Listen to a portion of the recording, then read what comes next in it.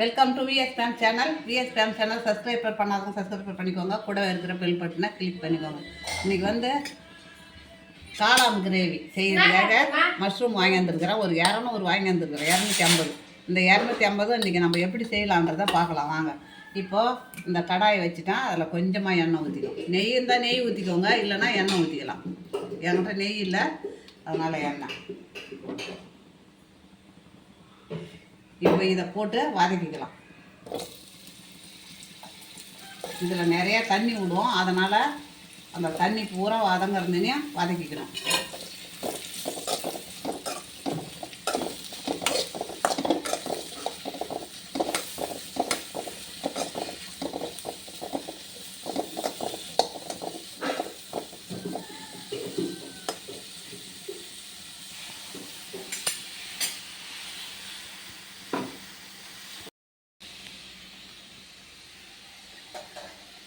தண்ணி அப்படியே வதக்க தண்ணி பாருங்கள். இந்த தண்ணி பூரா சுண்டணும். சுண்டின பிறகு தான் நம்ம எடுத்து அப்புறம் கிரேவி செய்கிறதுக்கு ஆரம்பிக்கணும். இது பூரா சுண்டணுங்க. சுண்டட்டும். அப்புறமா நம்ம சுண்டின பிறகு கிரேவி செய்யும்போது பார்க்கலாம்.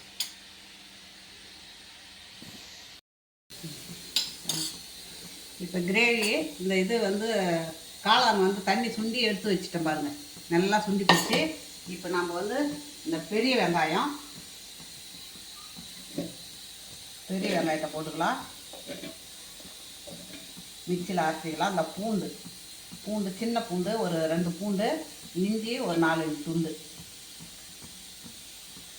அது கூட ஒரு 4 முந்திரி பருப்பு. இவ்வளோ இதை அரைச்சின்னு வந்துடுறேன். அடுத்தது இந்த கொத்தமல்லி தழை வந்து தான் கிரேவிக்கு ரொம்ப சூப்பராக இருக்கும். அதனால் இதை தனியாக அரைச்சிக்கலாம். இதில் கொஞ்சமாக 4 கறிவேப்பிலை. இப்போ நான் இதில் எண்ணெய் ஊற்றிக்கிறேங்க கடாயில். நல்லெண்ணெய். இப்போ இதுக்கு நான் எடுத்து வச்சுருக்கிறேன் பாருங்கள். பட்டை, ஏலக்காய், கிராம்பு, பெரிய ஜீரகம், சின்ன ஜீரகம், பிரிஞ்சி இலை இதான் எடுத்து வச்சுருக்கிறேன். அதுக்குள்ளே இதை அரைச்சின்னு வந்துடுறேன் நான். அதுக்கு எண்ணெய் சுடணும்.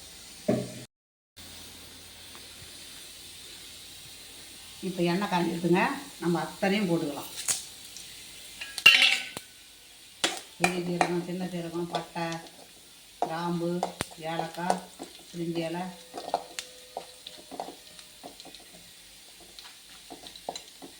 போட்டுக்கினேன்.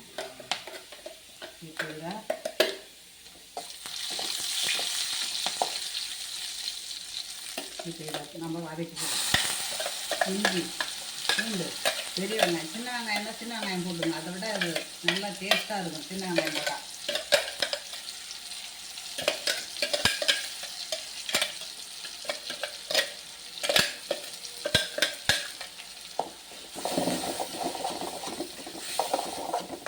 இந்த பச்சை வாசனை போகிற வரலாம் இதை வதக்கிக்கணும்.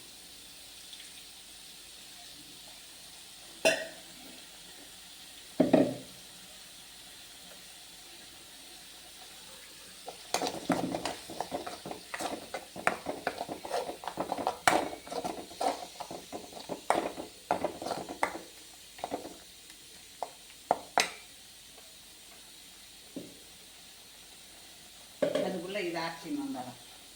அது நல்லா வதங்கட்டும்.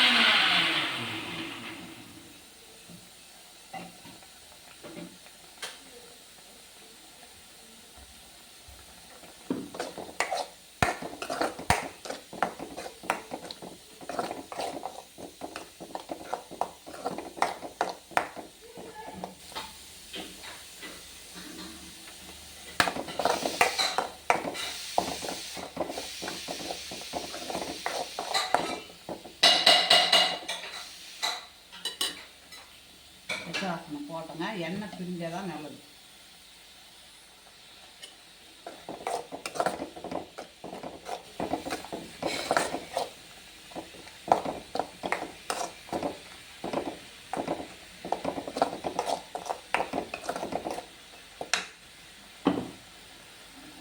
இப்போ நம்ம தக்காளி போட்டுக்கலாம்.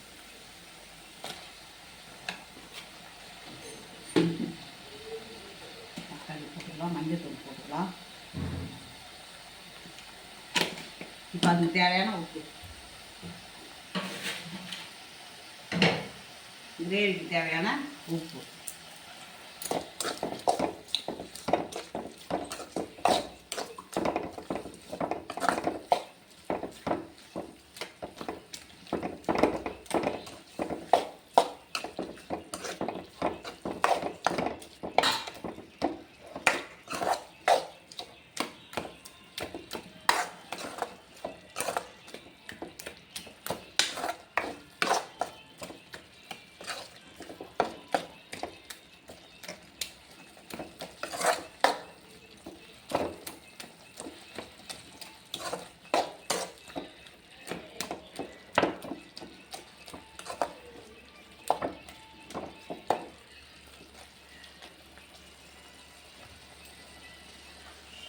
நல்லா அது கொண்டட்டும்.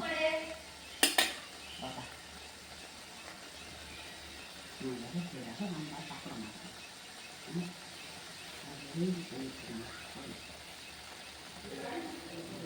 தாத்தா வச்சு தாத்தா கட்டாது.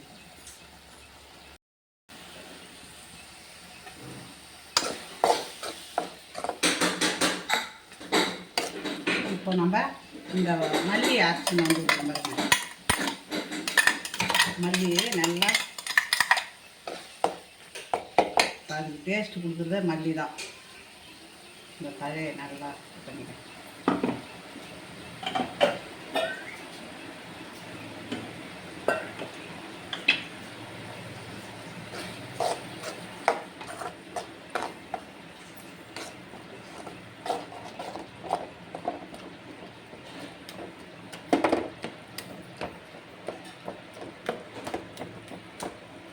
நம்மளுக்கு தேவையானதெல்லாம் போட்டுடலாம்.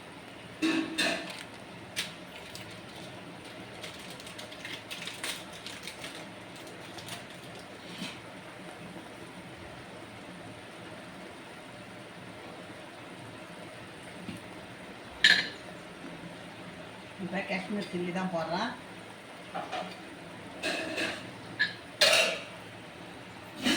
சில்லி, இப்போ மல்லித்தூள்,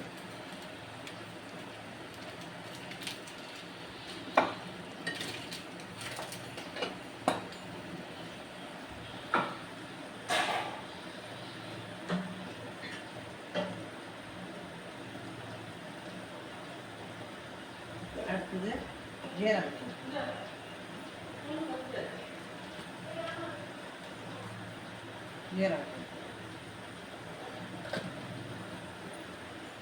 அடுத்தது கரம் மசாலா.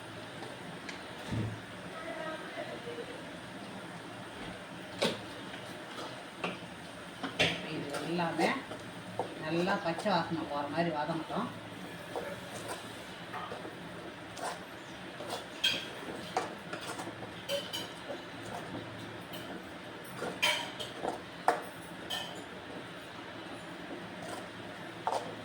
கிரேவி பச்சை வாசனை போகிறவங்க வதங்குங்க, நல்லா வதங்க. அப்படியே எண்ணெய் பிரிட்டோம். அப்புறம் நம்ம மஷ்ரூம் போட்டுக்கலாம்.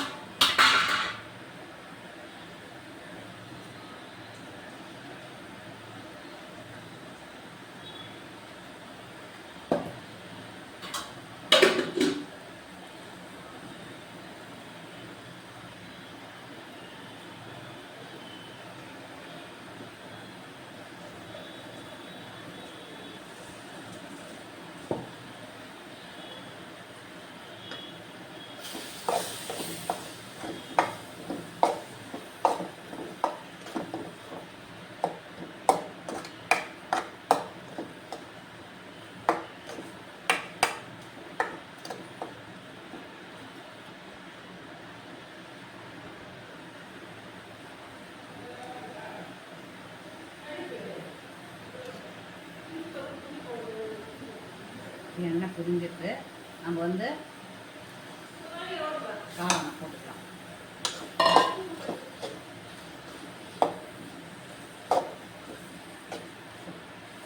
நமக்கு தேவையான தண்ணியை ஊற்றிக்கலாம். காளான் கறிவேப்பிலை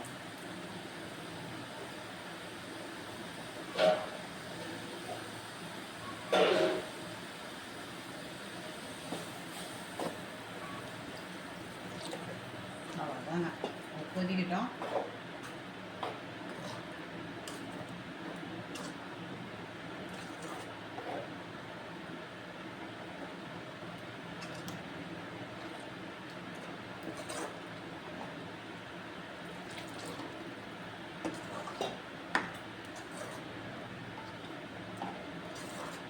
இப்போ நம்ம ரொம்ப கம்மியான தீயில் வச்சு நம்ம கொதிக்க வைக்கணும். இப்போ ரொம்ப தேவையில்லை. கொதிச்ச பிறகு காமிக்கிறேன்.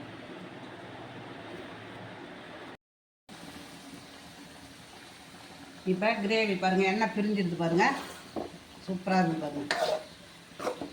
இந்த மாதிரி தான் இருக்கணும். இப்போ நம்ம மல்லிக்காயை போட்டுக்கலாம். அவ்வளோதாங்க, மஷ்ரூம் பிரியாணி ரெடி ஆகிடுது. இது பிரியாணி தான், சாரி கிரேவி. இப்போ நம்ம மூடி வச்சிடலாம், அப்படியே இருக்கட்டும். இது வந்து இட்லி, சாதம், சப்பாத்தி எல்லாத்துக்கும், இடியாப்பம் எல்லாத்துக்கும் நல்லா இருக்குங்க. அவ்வளோ ஒரு சூப்பராக டேஸ்ட்டாக இருக்குங்க இது.